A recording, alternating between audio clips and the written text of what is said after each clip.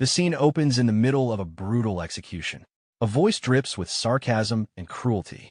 "Hey, vampire," the voice calls out. A holy knight stands tall, looking down at a defeated figure. "Did you have fun hiding for half a year?" he asks, his tone mocking. The knight accuses the vampire of killing many people during his time on the run, calling him a filthy bastard. The vampire, Eugene, is on his knees. He is broken, bleeding, and impaled by sword. The knight continues his taunt, admitting that Eugene's hiding skills were a pretty decent trick that actually annoyed the holy knights. Eugene coughs, blood spilling from his lips. He can barely breathe. The knight looms over him, his shadow casting a final judgment. "But your role is over now," the knight declares coldly. "God will no longer allow you to do as you please." The knight is not done gloating. He wants Eugene to feel the full weight of this defeat. "Be honored," he says with a twisted smile. "You're giving me the title Vampire Slayer." He lists Eugene's crimes: deceiving the church and running away from punishment. According to the knight, Eugene's wretched appearance right now is proof of his sins. Then, the knight reveals a cruel secret. "Did you know?" he asks casually. "This entire time, we didn't capture you right away on purpose." Eugene's eyes widen slightly in shock. The knight explains that he joined the pursuit squad late intentionally. They allowed Eugene to run wild and do whatever he wanted for a specific reason. Because vampires are so rare now, the church wanted to make a show of it. They acted slow to gain more attention from the public. Eugene was never running. He was being herded. This execution was just a performance to warn non-believers. As the truth sinks in, Eugene has a dark realization. He thinks to himself, "I was aware that this is a world where only the strong survive." Eugene's internal monologue continues, filled with bitter regret. He realizes that everything in this world is decided by the power of the strong. It does not matter what he thinks or how hard he tries. The weak have no say. "That is why I ran," he admits to himself. He ran because he had no power. Pain washes over him. Was everything for naught? He wonders. The knight raises his weapon for the final blow, shouting that Eugene's very existence brings shame to the church's image. As the blade comes down, a desperate wish forms in Eugene's heart. "If I could have one more chance," he pleads silently. "I will no longer." "No," the thought screams in his mind. Suddenly, Eugene gasps for air. Huff, huff, his eyes snap open. His chest heaves with heavy, panic breaths. He is confused. What's going on? He asks himself, his heart racing. What just happened? He touches his body. I was split in half. He remembers vividly. Yet I'm still intact. He checks his chest, his arms. There is no blood, no wounds. I'm sure I died. He thinks, trembling. No, was that a dream? He looks around. The environment has changed completely. He is inside a small, worn-out tent. Recognition floods his mind. This is definitely the tent I lived in before the church's holy knights chased after me. Eugene looks down at his hand. He is clenching his fist tight, feeling the strength in his fingers. The reality of the situation hits him. This is half a year ago, he realizes. This moment is from before the subjugation squad started hunting him down. A question forms in his mind, impossible but undeniable. Did I return to the past? He steps outside the tent. The air is fresh, the trees are thick. If this is another chance, he thinks. He knows exactly where he is. This is the remote forest near Broadwin Village. It is a lonely place where humans rarely pass through. The narrator takes us into Eugene's history. This is where he survived by hiding from human eyes. He hid because he was weak.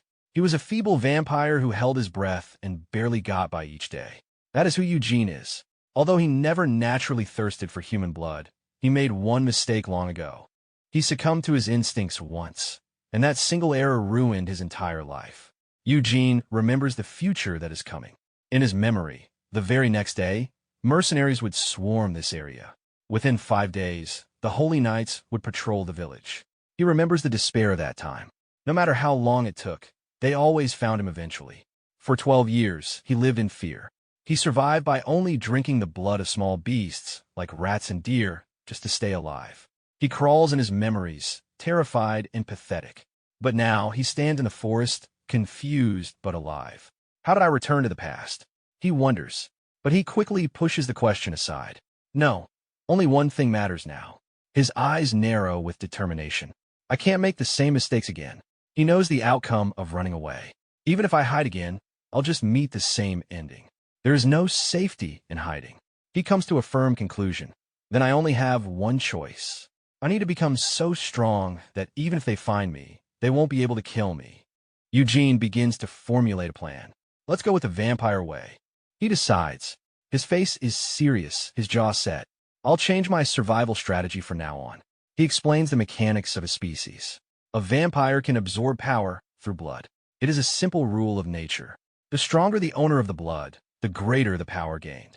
He moves through the forest, no longer sneaking, but hunting. He spots something in the distance. A massive, shadowy figure looms ahead.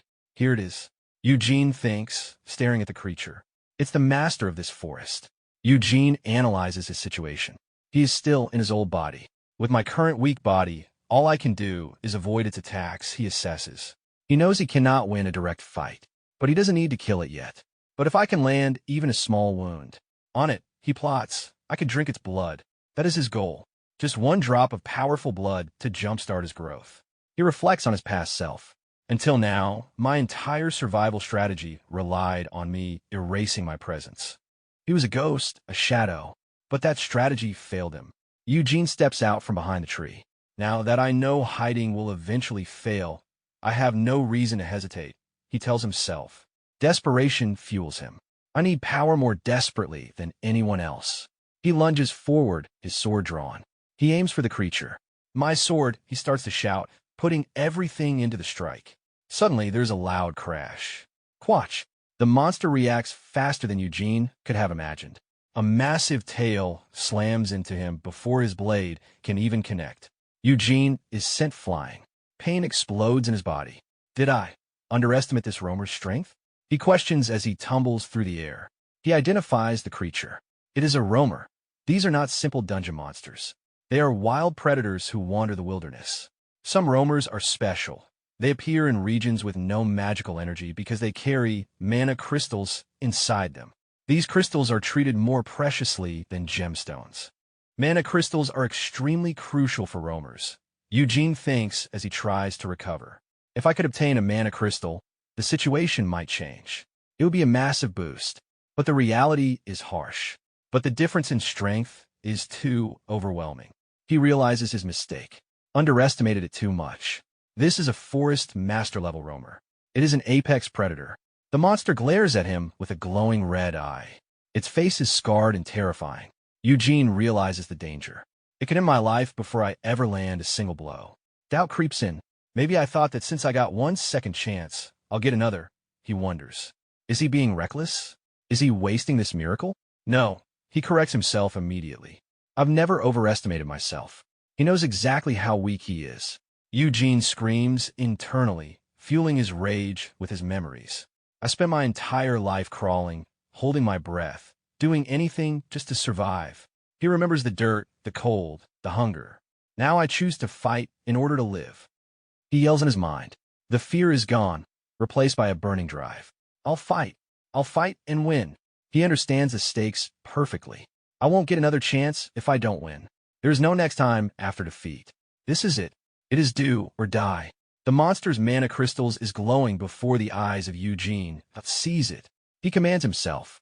He realizes the truth of the world that the Holy Knight mocked him with. Survival has always come from standing on the blood of others. To live, something else must die. That is the law. Blood sprays as Eugene manages to maneuver. I promise myself, he thinks, gritting his teeth, that if I was given another chance, I will no longer run, that I will fight. With a roar of defiance, Eugene leaps back into the fray. He is done with hiding. He is done with fear. He declares that he will seize the blood he needs, and he will seize his victory. The dust settles after the battle as Eugene stands victorious over the fallen beast. He reflects on the outcome, realizing that while he initially only sought enough blood to become the new master of the forest, he managed to claim something far greater, the creature's mana crystal. He observes the crystal, noting that the mana contained within it is beyond anything he had imagined, possessing both a unique color and a substantial size. Eugene focuses on the new power coursing through him. The ability granting by the mana crystal allows him to transform his skin into hard, black scales. A strategic thought crosses his mind. If these scales are thick enough to block out the sunlight, he might finally be able to move around during the day. He recalls how he found this target in the first place. He had learned about the Forest Master through mercenaries. The wetlands were small and obscure, so few people knew of them, but monsoons had expanded the area, causing the Master to emerge and attack the mercenaries. In that chaos, Eugene had managed to drink a gulp of the injured Master's blood, allowing him to take down several enemies and escape. Realizing how effective that small amount of blood was, he had decided then and there to drain the monster completely. Despite his victory, Eugene remains grounded. He calculates that while he has gained power, it is still not enough to challenge the Holy Knight, Young Dirt. He resolves to avoid fighting a losing battle until he is absolutely certain of victory. He thinks about Young Dirt's terrifying reputation. The knight possesses an extraordinary skill that allows him to track monsters or the undead no matter where they hide. Because hiding is futile against such a tracker, Eugene decides his only option is to gather enough strength to counter the Holy Knight's head-on. He notices the time. The sun will rise soon. He decides it is too early to fully test the mana crystal's powers and prepares to retreat before dawn breaks. Suddenly, a voice echoes through the forest, mocking the dead monster. The voice laughs, celebrating the death of the fake master who had usurped the territory and turned the beautiful lake into a swamp. Eugene listens as the unseen voice continues its tirade. The speaker expresses disbelief that the fake died in such a pathetic way, but offers gratitude to Eugene for the deed. However, the tone quickly shifts to judgment. The voice declares that Eugene must pay for the sin of staining the grounds with blood. The entity introduces herself as the guardian of the lake and claims the territory belongs to her, Miriam. She begins to cast a curse, proclaiming that the forest and earth are enraged and that Eugene shall be ripped to pieces. But then, she pauses, dropping the dramatic act. She assumes Eugene cannot hear her, muttering that he is just a bald vampire, and that sensing spirits is a rare skill available only to a minority. Eugene abruptly breaks his silence, asking, "Who are you?" The spirit is completely taken aback, stammering in shock that he can actually perceive her. Eugene ignores her surprise and demands to know her identity again. Miriam, still confused, asks if he can truly see her. Eugene confirms it and adds that he definitely heard her call him a bald vampire. Realizing she has been caught, she formally introduces herself as Miriam, a water spirit. She explains that she was originally the master of this place until a crocodile monster took over 15 years ago, forcing her into slavery. She bitterly corrects herself, saying she was more of a strategic partner, as the monster realized it needed her to keep the water clean to attract food. She thanks Eugene, acknowledging that because of him, the fucking crocodile is dead and the place is purified. Miriam then brings up the past, mentioning she saw a bald old man get eaten by the crocodile earlier. She marvels at Eugene's methods, assuming that his previous weak, elderly appearance was actually a meticulous disguise used to lower the crocodile's guard. As she speaks, Eugene notices something strange on his body. One of his tattoos is disappearing. Miriam awkwardly switches to formal language, trying to be polite. She asks about the tattoos, wondering if they are symbols of a warrior or records of people he has killed. Eugene looks at his own skin and admits he doesn't know either. He has always had them. He reveals that from a certain point onward, he was simply a vampire, implying he was born this way. His earliest memory is simply having 10 tattoos on his body. Eugene explains that he cannot recall memories from his early days and had dedicated himself to living a quiet life, leaving him no time to reflect on his origins. He speculates that if the tattoos are spells or seals, perhaps one has been released because of the events of the day. Deciding he has wasted enough time, Eugene tells her to protect the forest well and turns to leave. Miriam panics, desperate for company. She complains that she hasn't had anyone to talk to in ages and that the number of beings who can see spirits is decreasing. She begs him to stay, mentioning that it will take forever to purify the swamp back into a lake on her own. Trying to bribe him to stay, Miriam offers Eugene a gift. She says it would be better for a pale, beautiful man, like him, to have some clean water. Boasting that, as a water fairy, her water tastes amazing, she claims it will improve his complexion. She then proceeds to vomit a stream of water directly from her mouth. Eugene looks at the offering with pure disgust and tells her to get lost. Miriam chases after him, shouting that she can purify any water instantly to make it drinkable. Eugene walks away, ignoring her. Desperate, she suggests that she can create more water by peeing instead of vomiting. Eugene continues to ignore the frantic spirit. The narrative then shifts forward in time. Several days later, the scene moves to Broadwin Village. Panic erupts in the village. A villager rushes to the village chief, shouting that the red-eyed monster has appeared. The chief is alarmed, but the fear turns to confusion when they see what the monster has brought. It is a massive boar, providing a huge amount of meat. The villagers whisper among themselves, noting that there is even more meat today than usual. They wonder if it is safe to take it, questioning what the monster is thinking. They note that he usually only comes once a fortnight, so this visit is unexpected and early. The narration explains the village's strange relationship with Eugene. He is known as the red-eyed monster, who lives at the foot of the mountain. For the past 10 years, he has lived near them without ever becoming a threat. Instead, he stops by late at night to leave dead animals, paying a form of tax. The villagers admit they cannot read his mind. Standing at the village entrance, Eugene politely asks if he may step inside for a moment. The chief, nervous and hesitant, agrees to let him in. The villagers recall that when Eugene first appeared 10 years ago, everyone was terrified, but they eventually accepted him because of the food he provided. This weird relationship has lasted for over a decade. Eugene greets the chief, saying it has been a long time. The chief stammers, asking if Eugene has something to say. Eugene explains that after a long time in isolation, he has finally been healed of his sickness. He claims he came to share the good news and to return the favor for the help he received from the village.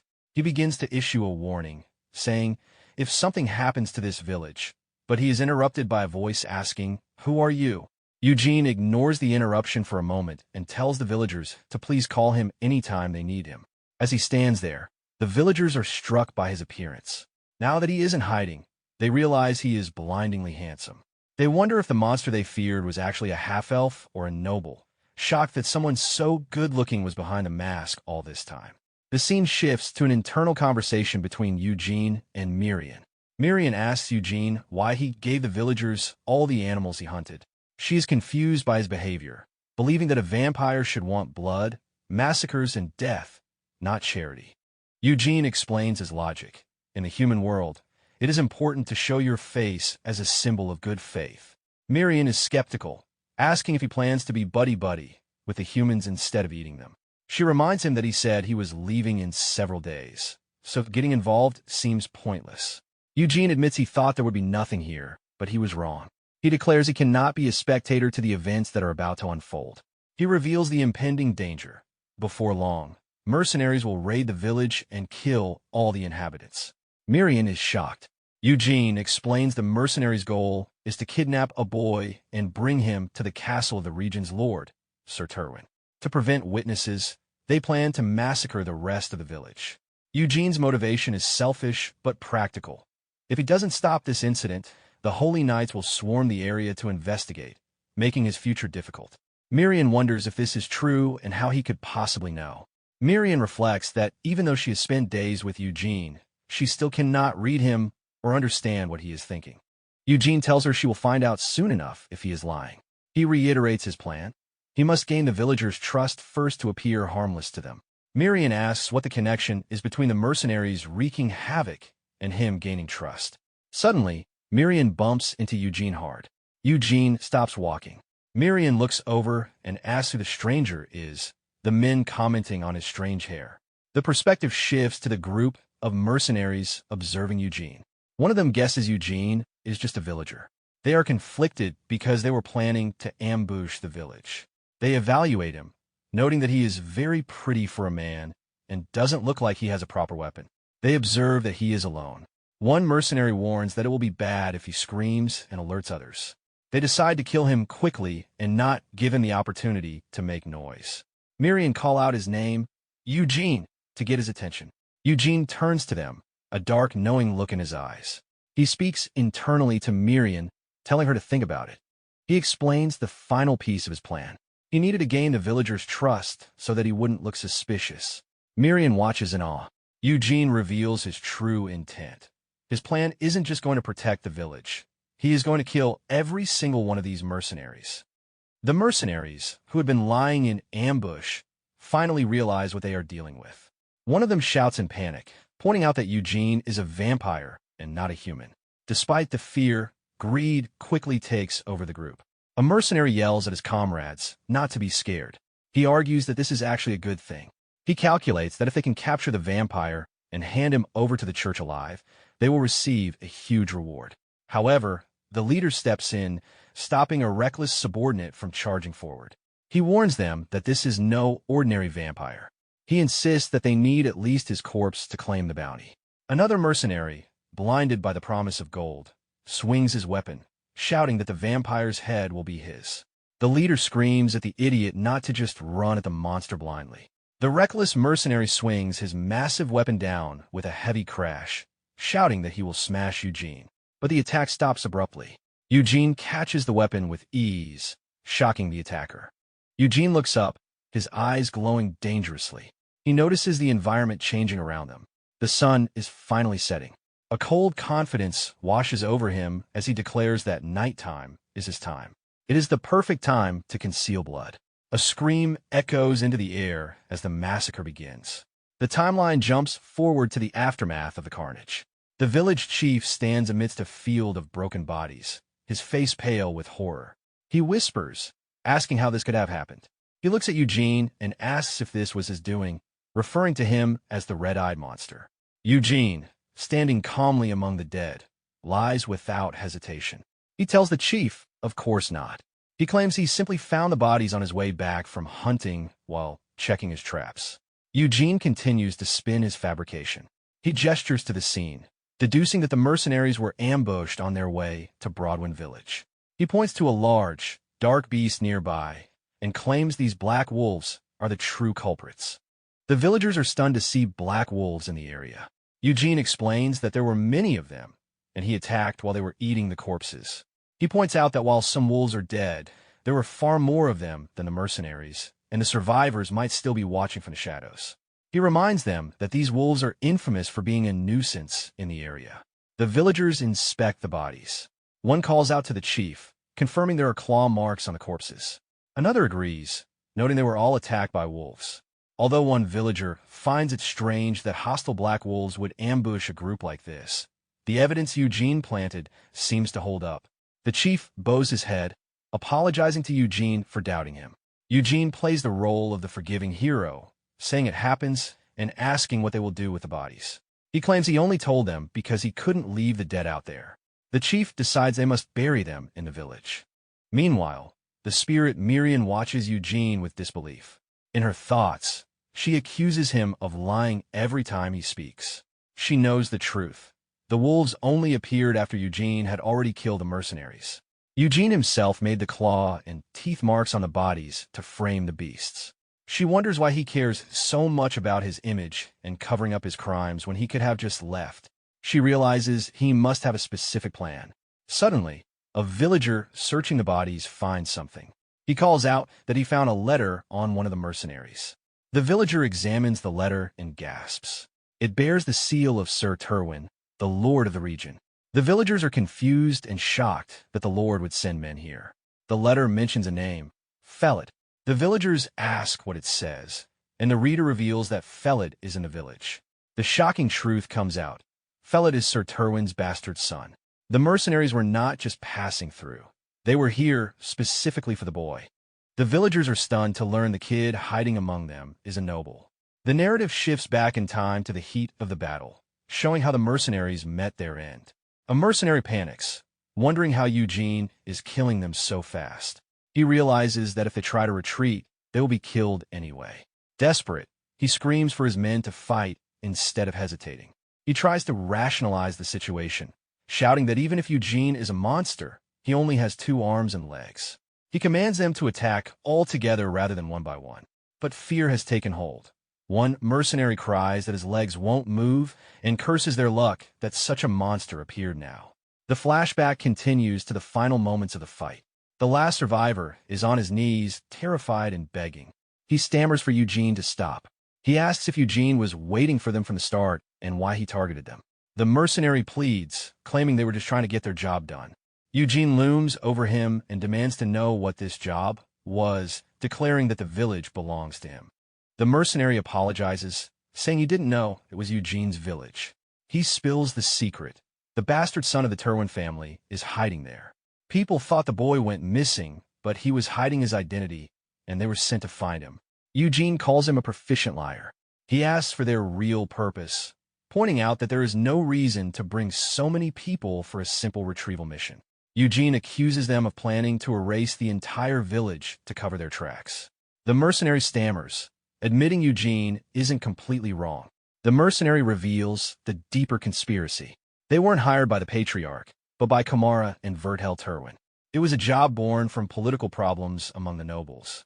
They brought so many men just in case things went wrong. Eugene's mind catches on the name, Vertel Terwin. He recognizes him as the commander of the vampire hunter squad, and a knight who harassed him in the past alongside Young Dirt. Eugene analyzes this quickly. Since Vertel is a knight, he likely wouldn't have ordered a massacre of civilians. That decision must have come from these greedy mercenaries themselves.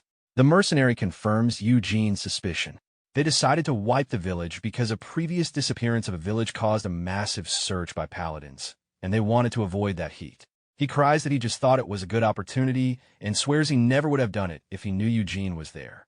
Eugene seemingly accepts this. He tells the man to watch out for wolves on the way back.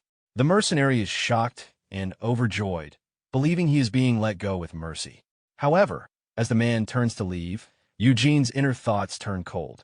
Miriam asks if he's really just going to kill him like that. Eugene confirms it internally. The man knows he is a vampire. He cannot be allowed to live. The narration returns to the present with the villagers. The chief confirms the letter's contents are true. The dead mercenaries were guards sent to take the boy, Fellet, to the castle. The villagers discuss Fellet, noting he came to the village 8 years ago and lost his mother last year. Panic sets in. The guards meant to protect the boy are dead. They wonder what to do and if the boy still needs to go to the Lord's castle. The chief turns to Eugene with a humble request. He asks if Eugene, having lived long in the woods, could escort the boy to the city past the dangerous wolves. The villagers are stunned that the chief would ask such a thing, but Eugene accepts calmly. He states that a knight would never decline a chance to help. Miriam mocks him quietly, noting his skin made of steel allows for such bravery. The villagers stare in silence, confused by his choice of words. One asks, "Knight." Eugene apologizes for the late introduction. Standing tall, he creates a new identity for himself on the spot. He declares, "I am Jan Eugene from the Eugene house." In the background, Miriam screams in disbelief, asking who on earth would believe such a lie. The villagers are initially stunned, unable to reconcile the image of the red-eyed monster with that of a noble. However, the dynamic quickly shifts as social pressure takes over. One villager scolds another, calling them rude and insisting they should address him properly as Sir Eugene. Even if it is a lie, Miriam argue, denying him to his face is going too far. Eugene observes their reaction closely, noting internally that these people have likely never seen a real noble before. The entire village is in an uproar over the romanticized idea that the boy hiding in the mountains was actually a noble all along. Eugene realizes with satisfaction that even if he merely pretends, they have no way to tell the difference. That a villager excitedly asks if it is true that he is really a knight. They bombard him with questions, asking why he has been living secluded in the forest for over 10 years. They speculate that perhaps he was healing wounds received during knight training or undergoing some special discipline. Eugene feeds their imagination with a vague, tragic answer, stating that due to various circumstances, he cut all ties with people to live in the forest. The villagers accept this immediately, exclaiming "no wonder," and claiming they thought he was different from the moment he started bringing food to the village. They conclude that he was able to survive alone thanks to a knight's excellent swordsmanship. However, the reality of their poverty sets in, and they apologize, saying they don't have the means to reward him properly. Eugene dismisses their concerns, stating he simply wishes to rest and relieve his fatigue. He asks if he might stay in the village for the night. The host is honored, welcoming him to their humble home. The scene shifts to Eugene's private preparations for his journey. He reflects on the new power he obtained from the master of the forest, a skin reinforcement ability. He discovers that if he covers himself with these black scales, they can block out the sunlight to some extent. He calculates that thanks to this protection, there will be fewer problems while traveling during the day.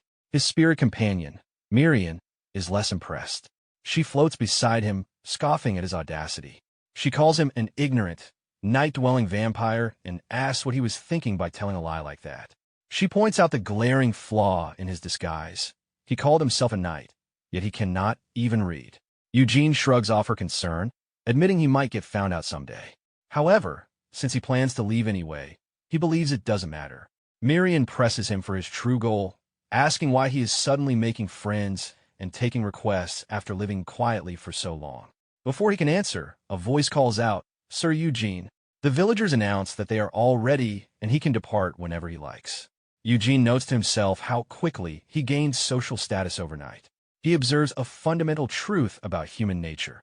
Humans sometimes trust a person's authority more than any fancy words.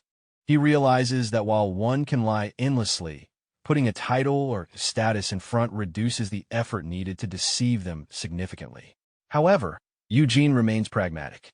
He knows this might be the only village that would accept such a hastily made-up lie at face value. Real nobles would be much less likely to just believe it. He decides that from now on, he must turn this lie into the truth. He has built a foundation of trust through his good deeds. The village chief hands him a letter, a statement of explanation, so that he won't be misunderstood during his travels. The chief stammers, asking him to take care of the young master. Eugene smiles internally. He has successfully wrapped his lie in real ability. The boy steps forward and introduces himself. "My name is Fellet." He bows respectfully, saying he looks forward to Eugene's guidance. Eugene looks at the boy, his internal monologue revealing his true intentions. To solidify his fake identity, he needs high status. He looks at Fellet and confirms his name, then reintroduces himself as Jan Eugene, saying he looks forward to working with him. In his mind, the thought is colder. He will use this boy to become a real noble. As they travel, Eugene points to a distant settlement and asks if that village is called Brahms, and asks, "You can read?" The boy explains that his late mother taught him how to read. Fellet opens up about his past. He explains that his mother's status was low, so she never received a formal education. However, she told him that someone she loved taught her. Fellet admits he never imagined that person would be the noble Sir Terwin. Miriam sees a perfect opportunity opening up. She realizes this works out nicely and decides to ask the boy to teach Eugene letters. Eugene asks Fellet if he could teach him to read and write as well. Fellet is confused, pointing out that Eugene is a knight. Eugene feigns shock and embarrassment, and Fellet realizes the implication that the knight cannot read. Eugene spins a new layer to his lie. He claims that being a knight is just for show and that his family has already fallen, so there is nothing to boast about. He adds a dramatic flair, stating that until now, it wasn't letters that kept him alive, but a single sword. Fellet is sympathetic, saying he didn't think the family was already in such a state. Eugene walks ahead, his internal voice reciting his strategy, "Doubt me, and then believe." He knows that once trust is gained, it becomes thick enough to cover every lie. Miriam floats by, unable to contain her amusement. She bursts out laughing, telling Eugene that his acting is top-notch. She mocks his esteemed lord persona, but warns him that if he overuses lies, people might start to suspect him. However, she stops when she sees Fellet's face. She realizes from the look in the boy's eyes that he already believes Eugene completely. Fellet apologizes earnestly to Sir Eugene. He admits that, to be honest, he was suspicious of him earlier. He explains that because the villagers called him a monster rather than a noble, he must have been biased by the rumors. He vows that from now on, he will judge with his own eyes instead of listening to rumors. Fellet rationalizes Eugene's illiteracy, suggesting that coming from a warrior background, it is possible he neglected studying letters. He offers to secretly teach Eugene whenever he can, so that he won't be embarrassed in front of others. He then asks Eugene to tell him more about himself. The peaceful moment is shattered by a scream. A rough voice yells, complaining that he told someone to pull it properly. Another voice argues back, claiming they did it exactly the way they were taught. Fellet stares ahead, terrified. He asks what is happening and realizes they are bandits. He repeats it in panic. "What? Are they bandits?" Eugene remains calm. He looks at the men blocking their path. He notes that, judging by their looks, that is probably what Fellet is thinking. The bandit leader steps forward. He announces that this will be quick. He orders them to put all their luggage down. He demands they empty everything in their pockets as well. He threatens them, saying if they don't move there but quickly, they're going to die. The bandit leader starts to ask you, no, but his sentence is cut short. In a blur of motion, Eugene attacks. Eugene thinks to himself that he moved just the way he wanted. He is nimble and fast. The gap in skill is absolute. Chaos erupts. The bandit screams, calling Eugene a bastard. The scene becomes a blur of violence. Screams for help echo through the woods as Eugene dismantles the group effortlessly. Someone begs for someone. Help! But there is no escape. Eugene stands amidst the groaning bandits, looking down at them with cold curiosity. He reflects philosophically on the nature of violence. He thinks that he really can't understand it. He wonders why humans try to kill and rob those weaker than themselves. He questions if someone looks weak. Does that mean it is fine to torment them? He turns to the boy, who is watching in shock. Eugene asks Fellet if, once he learns to read, he will be able to understand things like this too. Fellet stammers, unsure how to respond. Eugene reminds him of his earlier words. He asks, "You said you would see with your own eyes, right?" He tells the boy he is free to believe whatever he wants about what just happened. But then, Eugene makes a solemn vow. He promises Fellet that not a single drop of blood will touch his body.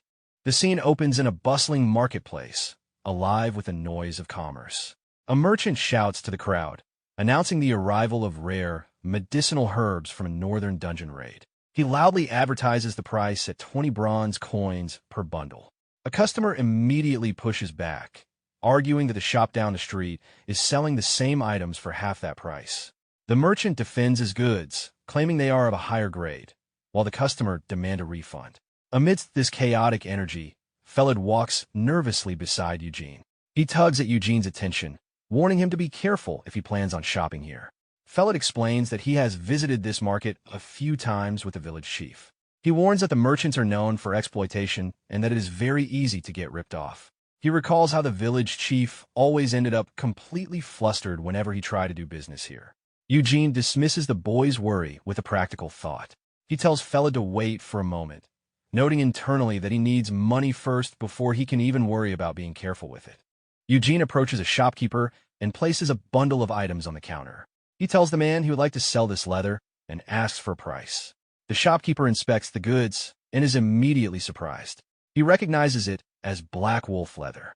He thinks to himself that one doesn't see this material much around here, especially not in such a large quantity. However, his greed quickly takes over. He glances at Eugene's appearance, noting the shabby clothes. He concludes that Eugene is not a professional trader, but likely a wanderer. The shopkeeper smirks internally, deciding that this stranger is easy pickings. The shopkeeper begins his act.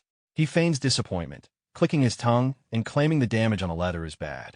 He asks if it can even be used, trying to lower the value. He offers a low price, saying it would be 18 silver coins at best. Eugene stands perfectly still. He does not speak. He simply stares at the shopkeeper with his intense, glowing red eyes. The silence stretches out, and the shopkeeper begins to sweat. He stammers, unnerved by Eugene's gaze. He quickly backpedals, admitting that black wolf leather is limited in quantity and has high rarity. He nervously suggests he could pay a bit more. Eugene remains silent, his expression unreadable. The shopkeeper interprets this silence as anger. He shouts that if Eugene is dissatisfied, he should use words instead of staring. Trying to salvage the deal and save his own skin, the merchant forces a laugh. He says he will be generous since it is Eugene's first time and raises the offer to 23 coins.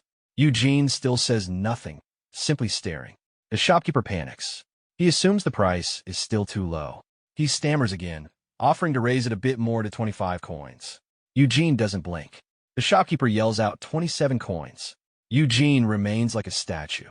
Desperate, the merchant shouts 28 coins. Internally, the shopkeeper is screaming. He wonders just how much more this bastard is trying to squeeze out of him. Finally, defeated by the silence, the shopkeeper offers 30 silver coins, claiming he absolutely cannot go any higher. Eugene finally speaks, calmly agreeing to do that. Later at night, Eugene sitting in the forest, looking at a piece of paper. To his untrained eyes, the writing looks like worms. He admits to himself that although he learned the basics from Fellet, he is still far from being able to read properly. However, Miriam is pleased with his purchase. She looks at his new clothes, thinking they look pretty decent.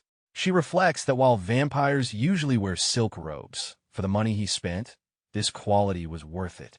Eugene thinks the market was actually generous, contrary to Fellet's warning. He believes the merchant threw in extra money even though he was a first-timer. Suddenly, the spirit Miriam appears, laughing hysterically at him. She asks if he means that pushover merchant. She recounts the negotiation, mocking how Eugene just stared while the price went from 18 to 30 coins.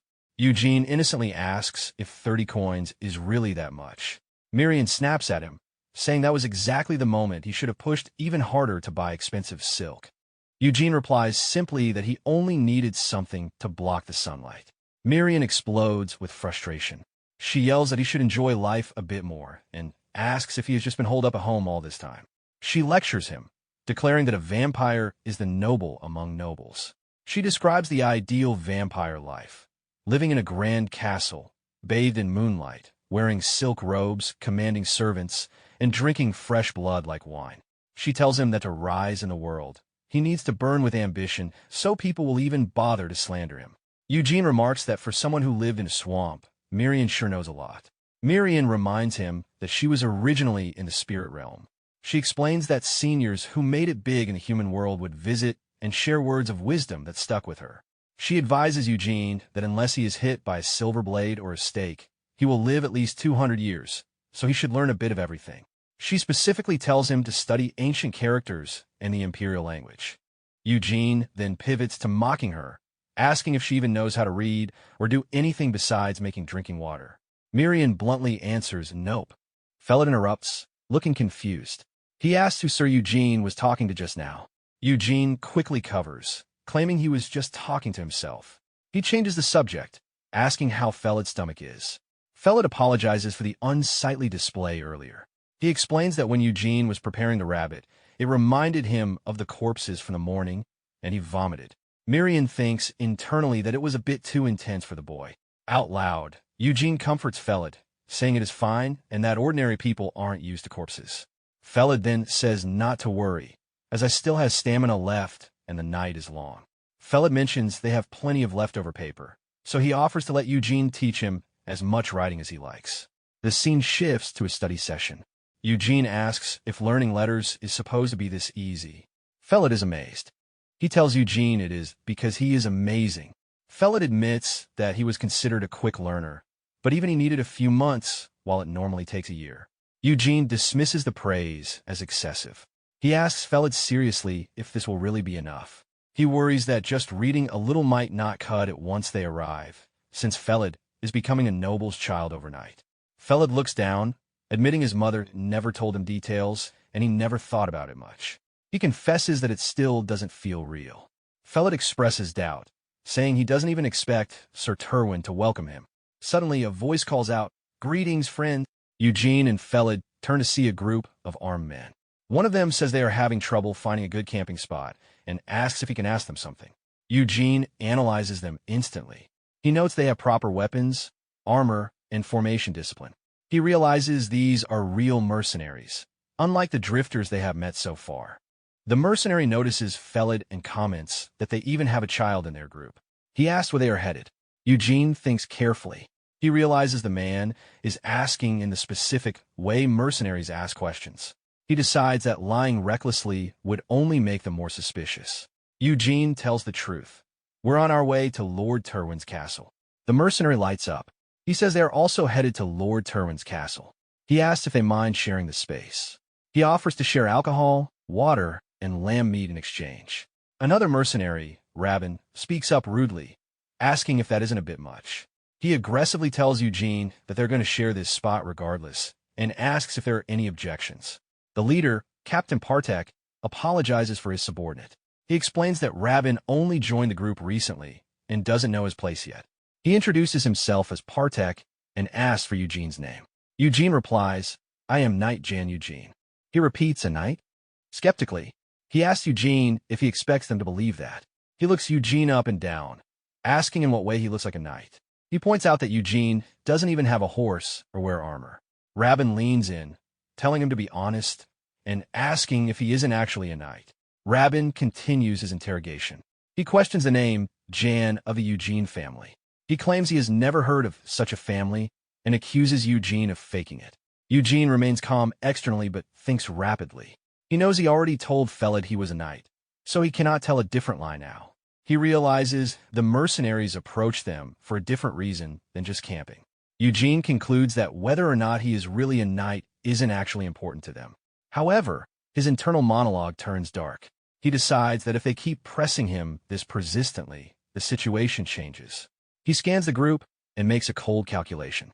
He notes there aren't that many of them. He thinks to himself simply, I can kill them all.